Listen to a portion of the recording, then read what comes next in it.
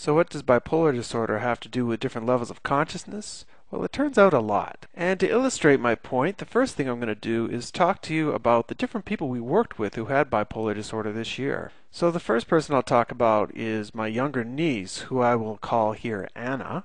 It's really her story that got me involved in this subject in the first place.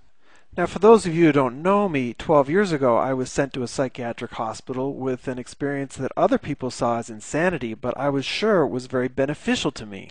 I eventually discovered that what I had had was not a mental illness at all, but what was called a spiritual emergency. Dr. Stan Groff, Dr. David Lukoff, and others recommend that spiritual emergencies not be medicated or hospitalized because allowing them to process can be very beneficial to the person in crisis. Now, before my wife and I met Anna, she had already been in her experience for 3 days and was already being heavily medicated by psychiatry.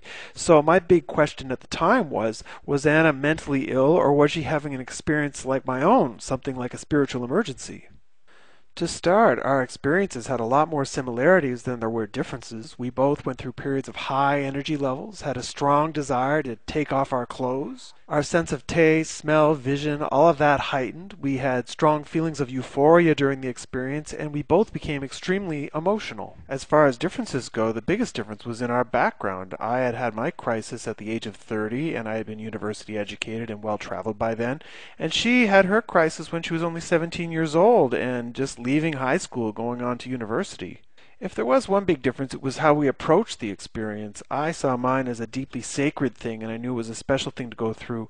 And while she had some spiritual aspects, on the whole, she was experiencing a lot of fear. She was afraid to go upstairs in her own house without her mother with her. That's how disturbed she was by the experience. And while I did take strong action to understand what happened to me, I avoided seeing psychologists or psychiatrists because I didn't think they understood what happened to me, and I didn't take any medication after my 3-day hospitalization. Anna, on the other hand, was quite quick to comply with what her parents and psychiatrists wanted her to do. She's been seeing a psychiatrist and psychologist and has been medicated indefinitely. Convinced that Anna was not mentally ill, I went to work studying the difference between a spiritual emergency, which is what I had had and been so beneficial, and this bipolar disorder, this thing called bipolar disorder that she was being labeled with. And thanks to the YouTube community, I discovered that many people who have been labeled with bipolar disorder had experiences in acute psychosis that were identical to my own spiritual emergency.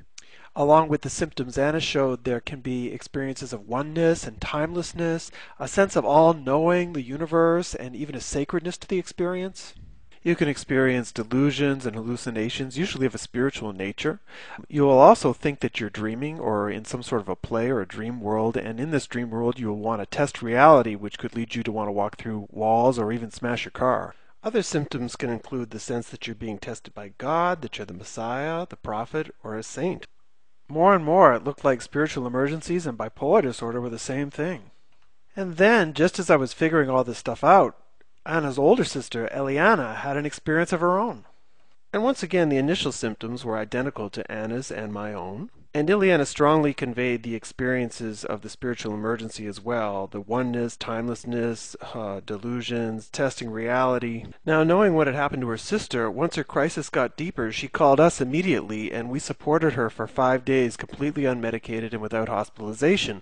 Now, to my surprise, Ileana had much deeper experiences than I did. She had very deep out-of-body experiences, which had her feeling no pain for 3 days, even though she was bumping into things. She felt that she was in her mother's womb and actually started to re-experience the birth happening all over again. In general, even though most of her experience with us was quite pleasant, once she came back, she was quite disturbed and frightened by the whole thing.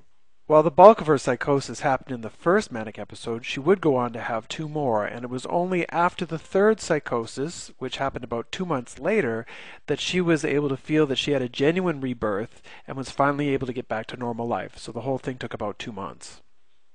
Based on this limited experience, one thing became very clear, which is that Ileana never would have made it through her process without our aggressive interventions. And yet, for some reason, I had been able to get through this experience totally unsupported.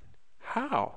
My first clue came when I started talking to Anna, and I realized that she didn't recognize any sacredness to the experience that she had been going through, like I had 12 years earlier. And in talking to her about God, it became very clear that her God was quite a concrete, Jesus figure. Jesus was God for her, and this is the person she prayed to for guidance. So like all people at the traditional level of consciousness, her approach to the divine was clearly a religious one. And in the religious mindset, God is clearly above you and separate from you, and for people to have an experience of God is a very rare thing that only tends to happen to prophets, saints, these sort of people. So for anyone of the traditional religious mindset, the first thought is that an actual experience of God is in fact impossible. It's a lot more likely that what's happening to you is the work of the devil. Now, in contrast to Anna, I had moved into the postmodern level of consciousness at about the age of 28. At that point in time, I awakened to the fact that while God could be outside of you, God could also be within you.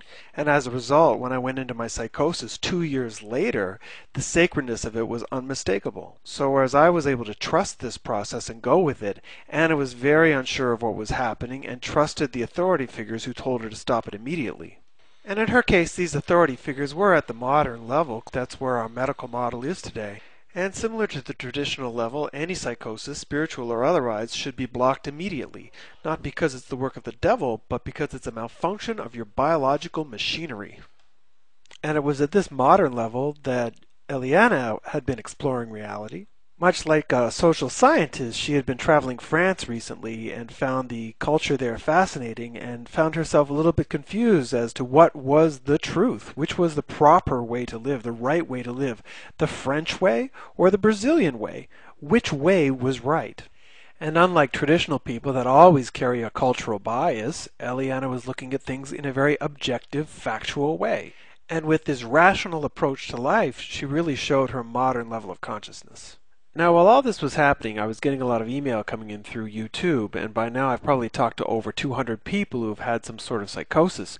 And one thing was very surprising. Some people were making it through, as I had, unsupported.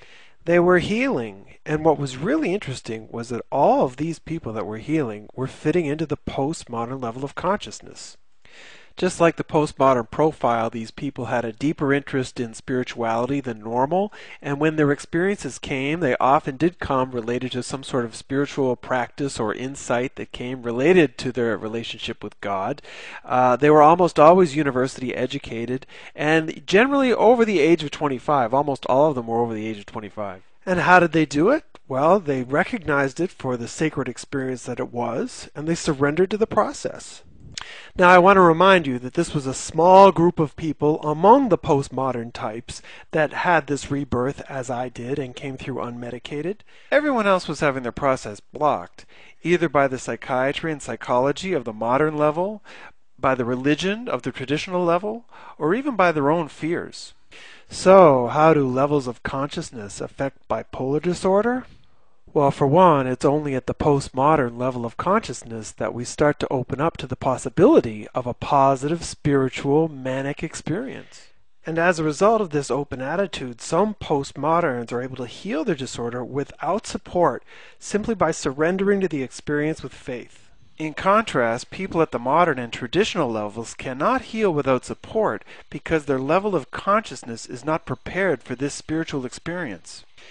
And neither are the institutions of mainstream psychiatry, mainstream psychology, and organized religions, all of which harm what should be a sacred healing process.